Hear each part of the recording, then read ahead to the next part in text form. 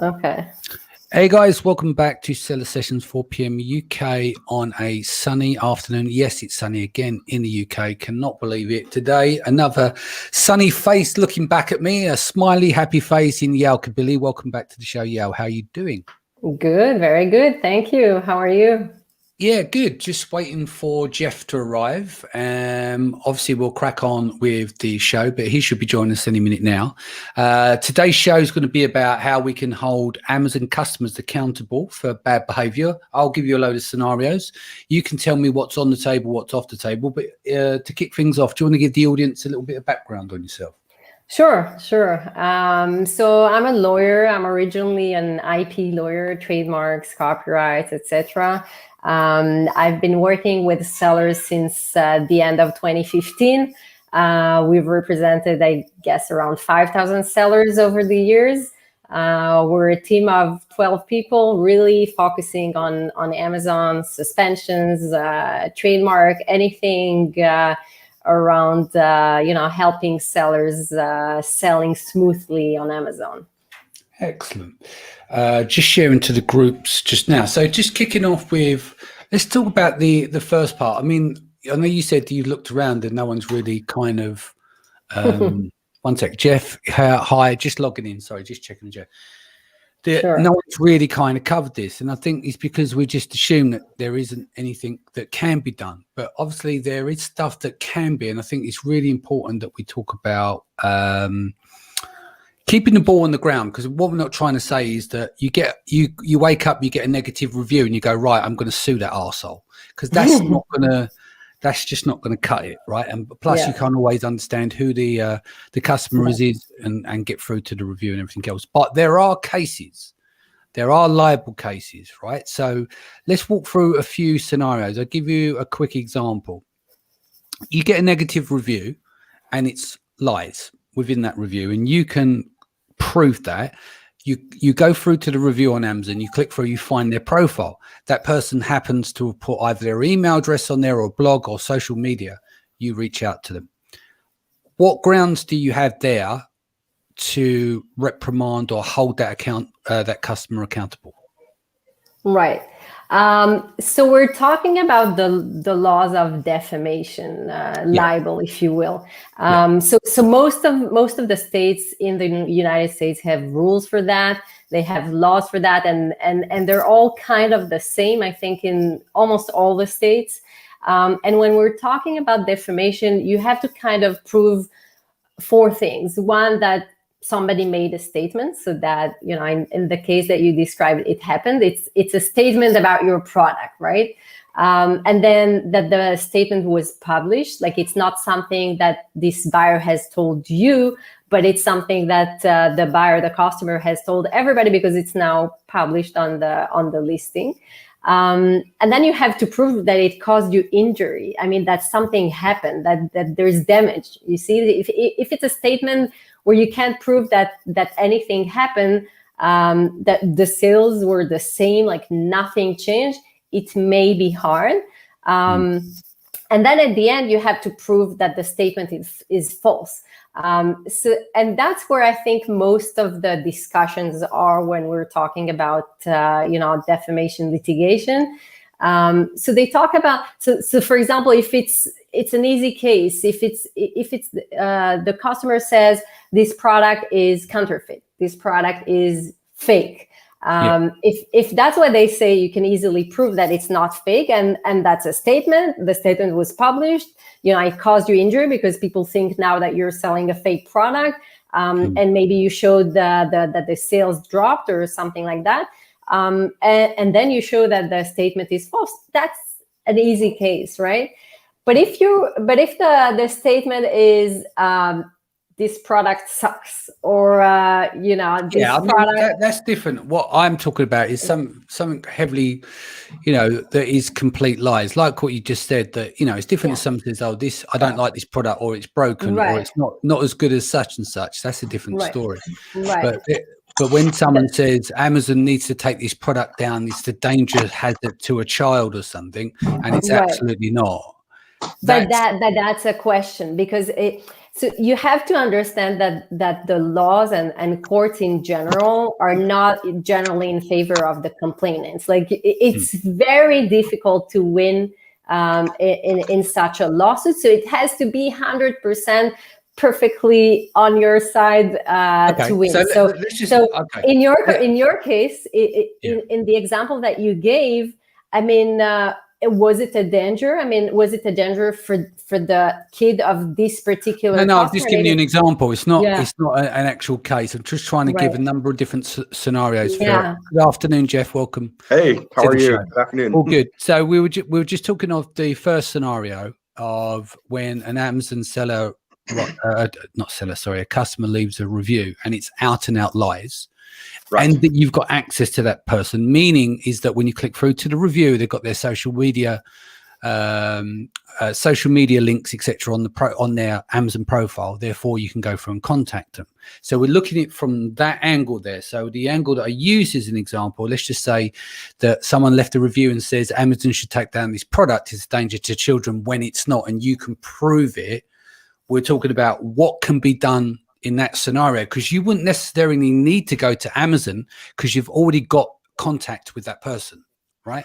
So you can address them directly without having to go to Amazon first. Not that Amazon will give you that information. So that's where we are. And I was just explaining that scenario, and I'd like to get your thoughts on it as well.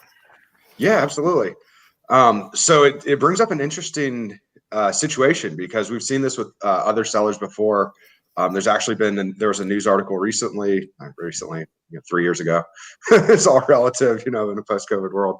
But there was an article about a seller who did just that. They had the buyer's contact information, and they reached out to them, and they reached out off Amazon and actually hired a law firm to send a cease and desist letter saying your review is defamatory, it's false, and you need to take it down. And what was really interesting is that letter got a lot of traction in the news media, not just social media, but news media, and Amazon terminated that seller account permanently.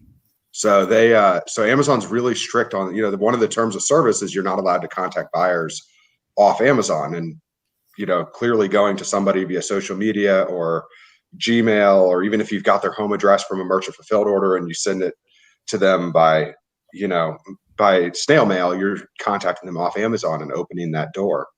Right. So that's how they cover themselves completely. So I'd never heard that before. Obviously, I understand the terms of service, but I've never heard someone had their account terminated. So what happened? What was the blowback there? Because it looks pretty bad on Amazon that they terminate people just to kind of shut them down, to shut them up. So what ended up happening is, the seller sold a product. I think it was private label. Buyer claims that it's, a trashy product, all this, typical scenario. Yeah. And then the seller decided, you know what, I'm going to send them a cease and desist letter saying that if you don't retract your defamatory statement, I'm going to sue you. And and that letter got circulated around, and it got to the executives at Amazon, and Amazon basically, to make an example of it, terminated the seller account. I believe it even went to it may even have gone to arbitration, and they ultimately, the seller never got their account back, because Amazon, said this is clearly against terms of service. You violated our seller code of conduct, and we don't want to promote this sort of behavior. Yeah, but you could, but the thing is, even with, you broke the terms of service, but they know why. And so what do we do about that now? Because we're fucked otherwise.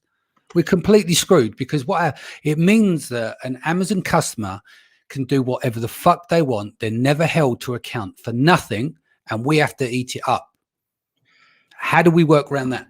Sorry, I'm swearing away here. We've lost Yao. Well, yeah. So that's, kind of one of the unfortunate realities of the platform, is that it's very much buyer centered. So they're centered completely on the buyer experience. The sellers are there to provide the products, but in Amazon's view, for every one seller that wants to send a cease and desist letter, there's 10 sellers that will just sit there and take it and not say anything back. So they would rather not have that negative media. What Now, about that kind of pops your business? This is the thing, is that the damage that they could do is actually take your business down. So you have to fight back, because if you don't fight back, and you can either be banned from the platform or your business is collapsed if Amazon removes your key products from there. And like, let's just say the 80-20 rule, most of your sales come from those products, and you've got a big team behind you, you can't pay their wages, you're done. Right. This is actually a thing that's being felt by businesses of all types, not just Amazon. It happened personally. My mother's a veterinarian, and she got singled out by a client who left a defamatory review saying that she killed his cat and gave it cancer.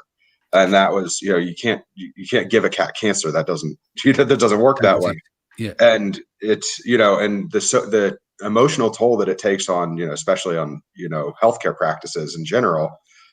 It's a real problem, and Google doesn't make it easy to fight back. Facebook doesn't make it easy to fight back, and Amazon certainly doesn't. Now, the only good thing is that on Amazon, if you can prove that the review is false and that it's designed just to hurt you, then you can get it removed. But you're talking about a long process that may or may not be successful. Yeah. But unfortunately, it's going through Amazon systems because that's how they want the process to be handled.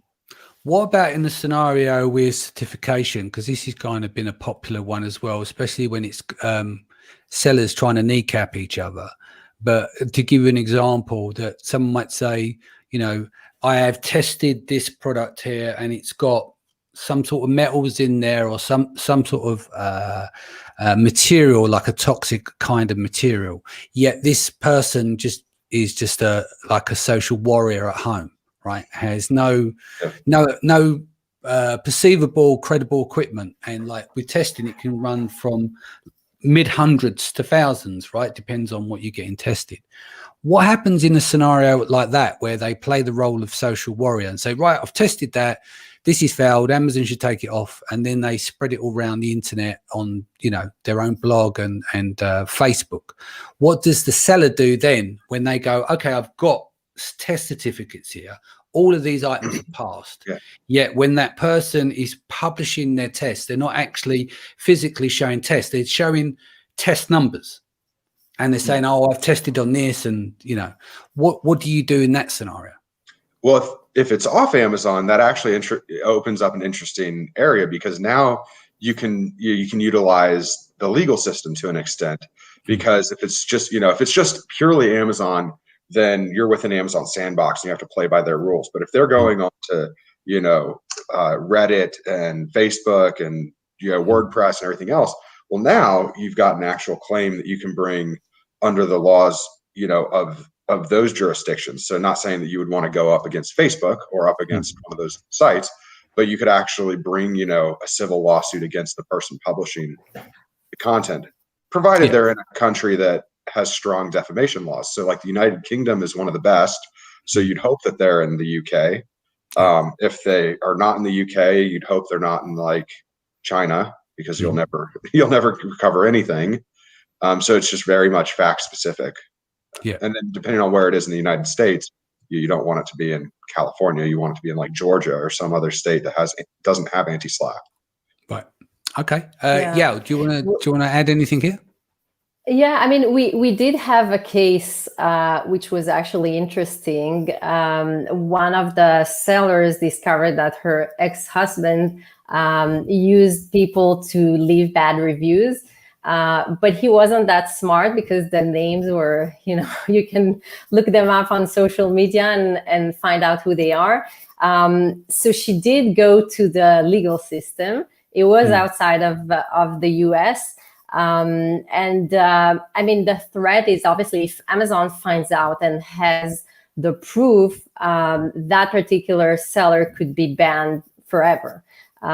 So eventually they settled, but that was very smart. I mean, the way she did it is she saw who they are, and she used an investigator. Everything was very, very organized. I mean, the proof she had was outstanding. It was clear that if you took that to Amazon, this seller would be gone. So he paid, obviously. But that's a case where, you know, you can sometimes deal with it outside of Amazon. So you either go to Amazon themselves and, you know, and ask to deal with it, or you go to the seller, you know, with the courts, but definitely not leave a message threatening. By the way, those threats, that's something, you know, there were so many lawsuits, and now I'm talking about outside of Amazon. There were so many lawsuits of defamation when it comes to reviews, because, you know, there are so many small businesses leaving off the reviews. And the example you gave was a good example.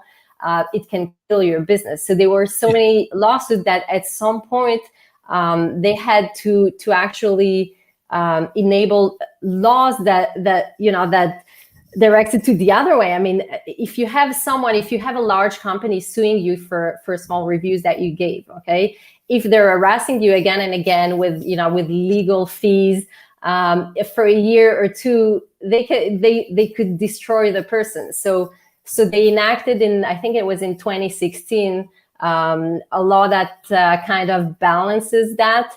You know, doesn't allow companies to just send letters and threat lawsuits, just like Amazon did, where they punished you.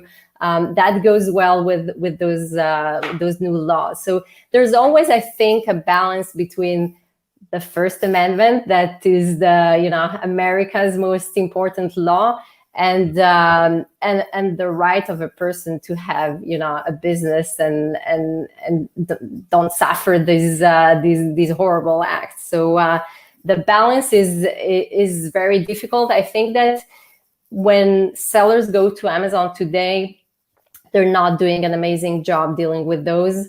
I think the reason is mainly because there are too many. You know, there's the percentage of fake reviews on Amazon is you don't see it on other platforms. So if they had to deal with every reviews, they would just do that all day. But there must be a better system than there is today. Yeah. So for clarity, going back for both your point and Jeff's point, so I completely understand as well. Is like what Jeff was saying is that you will get thrown off the system, off the platform, if you go after anyone inside the ecosystem. So someone leaves a review, you go to the reviewer's page, and then you'll see on their social media, you make contact, but based on that review on Amazon, that's where that company got their company terminated, their account terminated. But what we are saying, let's just say they need that review on Amazon, and you go to their blog and you see them writing about it on their blog about the same product, about how Amazon should take that down, right? You have a case now because it's off Amazon as well as on Amazon. So the laws adjust. Is that right? Yes and no, because because you're still going to be in contravention of the terms of service by contacting a customer. But what about if you went down the route of, well, hold on a minute, I've got Google set up, so I've got my main keywords of my business, and this actually popped up through Google. I found it and discovered it there, and I thought, oh wow, this is full of shit I'm talking about. But I'm just saying, if you say you didn't do it through Amazon and that you found it and you could prove it another way, that you were just doing a search looking for your brand, or your brand reputation team were looking after it and they found it, can you not then use that as an argument, say, I didn't contact through the platform, this is off platform, this is based about defamation of our products, etc., outside of your ecosystem? Can you get away with that? Yes and no. Yeah, okay. Go ahead. Go on. So, I'll let you both have the scenario. The answer is maybe yes, maybe no, because the maybe yes is that you might be successful. You'd have to be really careful to not. You could maybe mention the Amazon review, but you probably wouldn't want to mention it much, because then if you get suspended, you could make the argument that this was, all this litigation was totally about the off Amazon conduct and had nothing related to Amazon, and it's just a coincidence. Yeah, that argument is probably not going to fly as well. But the no portion comes into play if they're in an anti-SLAP state. So some states have adopted what's called anti-SLAP, or anti-SLAPP, strategic lawsuits against public participation. So this is legislation designed to prevent businesses from going after individuals and smaller businesses for quote unquote, defamation, because because of this whole idea that it's the First Amendment. And it really came in as a result because companies were going on to Yelp, seeing they had 1-star reviews from someone being like, oh, the guacamole at Chipotle tastes like garbage. And then Chipotle, not that Chipotle ever did this, but, Chipotle, this big, bad corporate billion-dollar company, suing that person saying, prove that it tastes like garbage. And you can't prove it, obviously. And that's where it would. So these laws are called anti-SLAPP to prevent those sort of lawsuits now. Yeah, I totally get it. I mean, when we're talking about this, I mean, not everyone believes in karma, but I think this is when you deal with stuff like that. Let's just say it's a social warrior, right? Yes. Social warrior, she's got kids. Their kids may have had issues, so she goes out and does all these different things, being a social warrior to protect future people in the future. Doesn't have the testing equipment, goes ahead and does it in this scenario. Right. Because she means well. But it doesn't mean that if you go after her and say, listen, I need to take that down because it's all lies, here's the proof, that you have to be nasty towards that person or vilify that person or damage their life. It comes down to what you're saying is when the big guys came in aggressively going after people, and some people seek and destroy. There's a balance, isn't there? The end goal is your information's wrong. We need to rectify this and take it down before you bring our business down. But we understand that you're a social warrior and the reasons why you're doing it, but categorically, you're doing it for the right reasons, but you're fucking over our business and the information's correct. Please take it down. I think that's fair, in terms of that. But I agree with you that you can't just go after and damage people. So I understand why the law is in place. So what states do we have to work with here? There's only a couple that don't have SLAPP legislation now. Oh, okay. So what? So there's so like Georgia is one of the most business friendly when it comes to defamation laws. Okay. California, Florida, New York, those are on like the opposite side of the spectrum where you just have to sit there and look at the review and deal with it internally with your therapist. That's kind of so there's very different regimes across the United States. I haven't heard that one before. Deal with it with your therapist. That's brilliant. Yeah, go on, sorry, Jeff. So, There's actually a famous example about a neurologist. A woman went with, have you heard about this case? A woman went with her father to the neurologist, and she was recording the session because she wanted her father to remember later. And when the doctor found out, he went crazy nuts. So she left a review later saying, I can't believe that there are still doctors like that. I mean, how come? I will complain. And stuff like that. He filed a defamation lawsuit, and he lost. The reason he lost was obviously because she had this recording and she showed that he actually went nuts. Right. But I think that it's all, if you're going to pursue someone for a review, you have to make sure you're absolutely right. And it's all, and defamation laws are all about that. Is it true or is it not true? Can you prove it? Can you not prove it? That's why I isolated testing as an example. You're either right or you're wrong. Exactly. It's a fact. And is the testing equipment up to par? Does it meet the regulational standards for you to test? Because anyone can be a social warrior. I go to Amazon and spend 15 quid on a kit and do some testing and go, look, told you, look, it's full of metal, take it down. Yet the equipment's worth 50 to 75 grand. And that, that person at home could never afford it anyway, Right. I'll just add, I mean, I remember now about 2-3 years ago, I had a client who received a review, and the review was, this product is crap. And so he said, there are facts. This is not a crap. So factually, this is not true.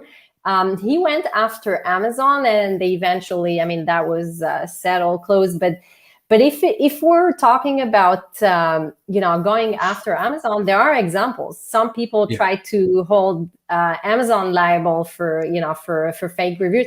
As far as I know, they all lost. Amazon showed that it's not their responsibility. It's the sellers, and even if when they were warned and they never did anything, nobody won in those cases against Amazon. As far as last time I checked, but I still, if I was a seller and you know, and I got a bad review, I think that in 98 or 99% of the cases, that would be a difficult case because it's not straightforward fact. But when it is, you should think about two things. One, going to Amazon, not to the seller through Amazon, that's for sure, but going to Amazon and complain and explain your situation, and then consider outside of Amazon, you know, a lawsuit against this particular customer, as long as you have the details. That, by the way, the chances that you'll be in a situation where you have the details of the sellers, you can prove them 100%. There's a fact that is 100% not true. I think, and it's damaging you enough to take a lawyer and you know, and file a lawsuit. These are very, very rare cases. Yeah. No, I know a lot of this stuff ends up at arbitration and it gets lost, doesn't it? It gets brushed aside. So any other interesting stories you've heard, Jeff, with regards to that with Amazon reviews and stuff? Any wins of some kind, even if it's not like an out and out win, but has there been a situation where it's been beneficial and it's been good for the seller themselves? So, I mean, Amazon definitely is being more strategic in helping sellers if you've got attacks from fake reviews. So, for instance, if you have a competitor that's launching a bunch of negative reviews and upvoting them and all that sort of stuff, Amazon's definitely been taking that on more, which is a good thing. And part of the reason why is because of heuristics. And Amazon uses heuristics for everything. So they can determine fake reviews pretty spot on now, whether they're positive or negative, just based on customer behavior. You know, for example, I talk to sellers all the time, you know, mini chat flows that send people to Amazon, not a good strategy anymore, because Amazon, you know, think about it from your self perspective. Like, if you're going to go and leave a product review, are you going to type in the exact, you know, Amazon.com/RYP/order ID equals, and then type in that order ID and go direct to that page? Like, are you going to type that into Google Chrome and go there? No. So the fact that ManyChat's doing that, like, is it really hard for Amazon to figure out that somebody just magically appears on this page? That's obviously a manipulated review. So they're going to, you know, that's easy for them to remove. So, you know, things like that, you know, at least is getting easier for sellers to fight back against the fake ones. And of course makes it harder for sellers with their own fake reviews. If they're engaging in those campaigns, you know, obviously it's going to make it more challenging. Yeah. So that's been an interesting development on Amazon lately. But unfortunately, you know, Amazon's not incentivized to remove fake reviews that you don't want on there, because they have a safe harbor under the Communication Decency Act. So that CDA is what prevents them from being held accountable for the information published on their platform. It's the same thing that, you know, Facebook and MySpace and all these other, you know, Twitter would hide behind, so that they could say that they're not responsible for what somebody posts. Yeah. Yeah. Was there anything you want to add before we head off? Yeah, I mean, one of the closest case, it always makes me think about these fake IP claims. And it's interesting to look at them because they're like the other side. You know, if you're thinking about a brand that files a trademark complaint saying that Jeff's product is infringing on their trademark, it's counterfeit, and it's not. He bought it from, you know, the official distributor in I don't know, Ukraine. And so it's not trademark infringement. It's not counterfeit. What does Jeff do, right? He goes to Amazon, he proves that it's not counterfeit, he shows his invoices, etc. Some sellers went after the brands when they did that, and filed lawsuits for the loss of sales. I mean, if you lose 100K, 200K because the brand owner decided to file a fake complaint without even checking. By the way, sometimes it's not on purpose. They don't know Jeff. They don't know if he's authorized or not. They just file it. So I'm always warning, you know, rights owner, when we speak with brands, we explain to them, you can't just remove everybody without checking. You have to order the product and make sure it's actually counterfeit before you file this complaint, because you may be liable for the damage that you make. It's not just a button. Correct. Jeff, anything before we go? Anything else you want to add? I was just say that's actually a great example, because that is one of the rare areas that Amazon is okay with sellers taking action against, Amazon behavior. So if you're a seller accused of counterfeit infringement by a brand, taking legal action against the brand, Amazon doesn't care. They actually, will gladly turn over the records to support that effort, because they don't want that sort of behavior on their platform. So it's interesting how Amazon will take, defamation against a seller by a brand. Okay, we'll participate. Defamation against a seller by a consumer, you better stay away from our customer. So it's kind of interesting how that works. Indeed. Best way people can reach you. Email or Facebook, yael@e-kabili.com, or my Facebook. Yeah. Cool, Jeff. Yeah, email for me is probably the best, jeff@sellerbasics.com.